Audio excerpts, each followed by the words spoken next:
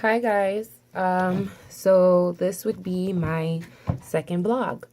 As you can see, I'm at work, waiting for the phones to ring. Nothing's ringing at the moment. So today's blog is going to be called God is First. So with that being said, God is first.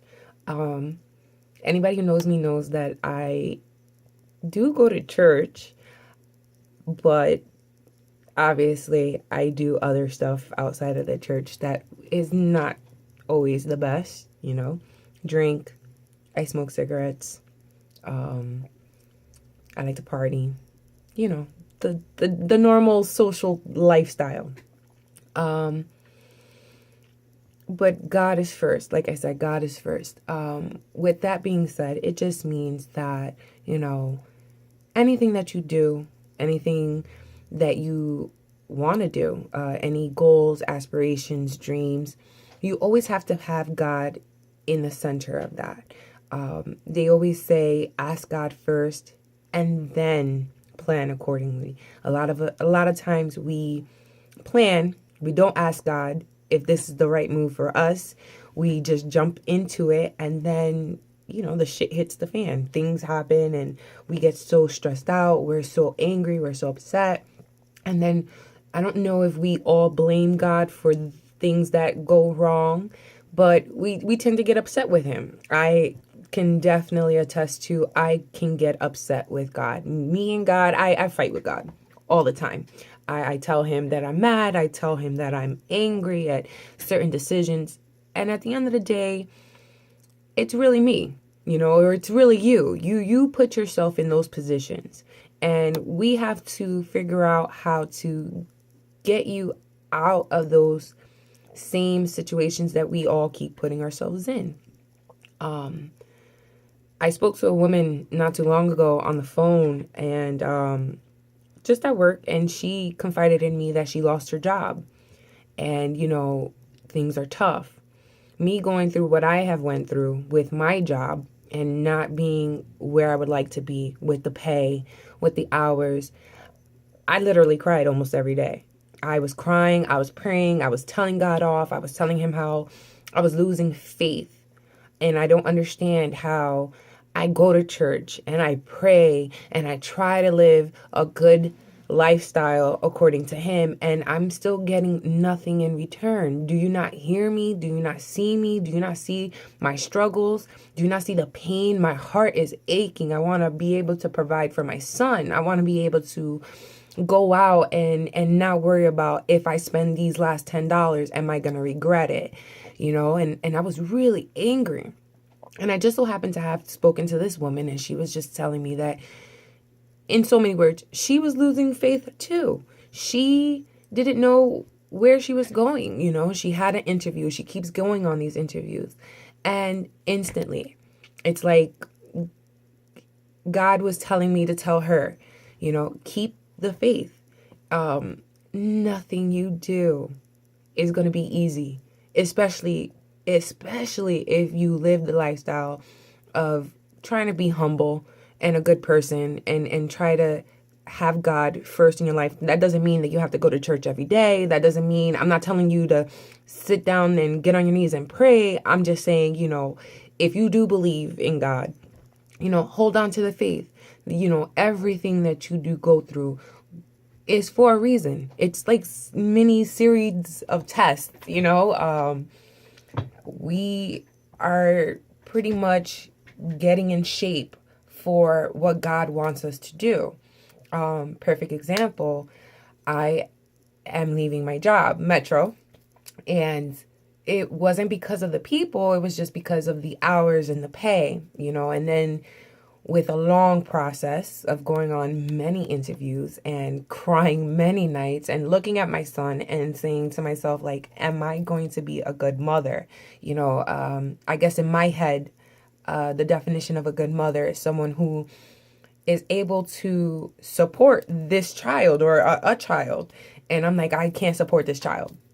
Anywho, I found a job, and it pays more, and I feel like, God was like, calm down, Ashley, relax, just wait. Be patient.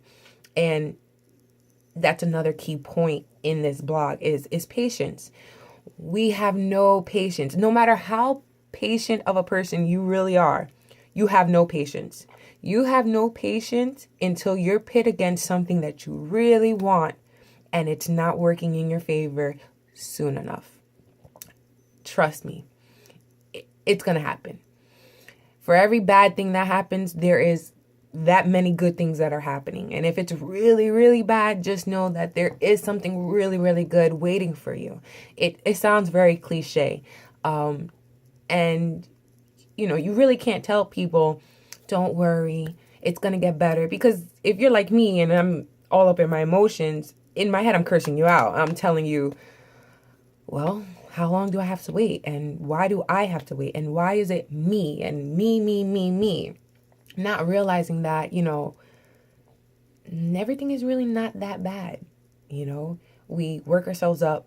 We promote anxiety in ourselves. We promote stress in ourselves because we overthink things, Oh my God, if I didn't make this much amount for this paycheck, I'm going to be behind on this and I'm not going to pay for this. And shit happens. It gets rough. Trust me. But there's always something that happens that helps you to get by or pushes you over to the next month.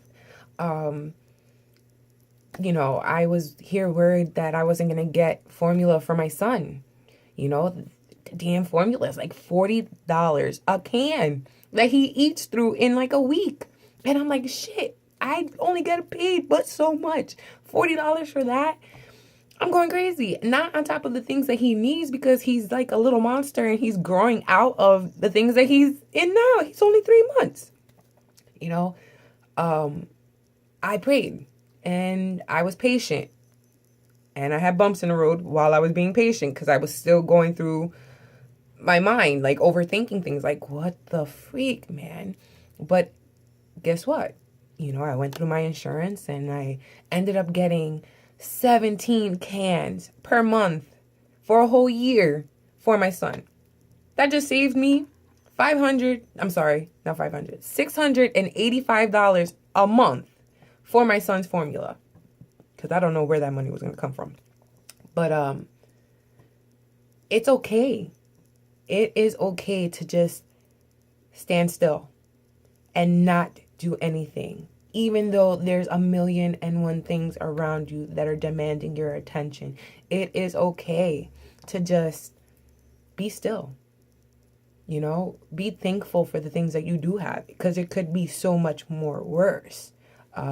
You're worried about not making that extra $100 in your paycheck, but yet someone's just fighting for $100 so that they can get by for that day or that week. You have a roof over your head. You're not cold.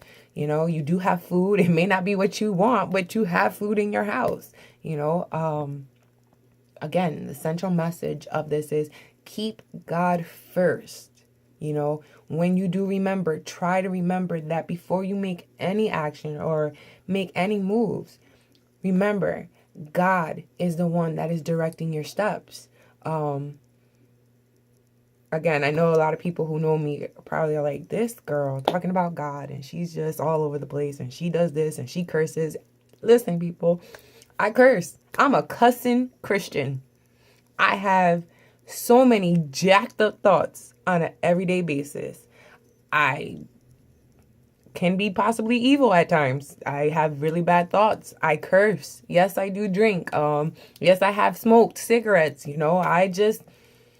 That's me. That's me. That's what I'm working on. Everybody sins differently. So I try not to judge anybody with whatever they're going through. It just is what it is. I'm not telling you that you have to be someone with a halo on their head and this and that. And no, be real. It's okay. I'm a sinner and you're probably a sinner and it's perfectly okay. And you can still pray to whomever you believe in and your prayers will be answered. And don't forget that just because all your prayers aren't answered is not working towards you. Because let's face it, we're children. We're like children. So do you get everything that you want when you ask your parent? No. They tell you yes, they tell you no, or they tell you not right now. That is the exact concept that God has with us, and we're his children. He may say yes and answer our prayers. He may say no and answer our prayers. Or sometimes he just doesn't say anything because he's telling you to be still and wait. So again, guys, I just wanted to tell you, keep God first. Hold on to the faith. And it's okay to be still. Practice patience. Patience is a virtue that everyone lacks. Thank you for listening in. Have a good day.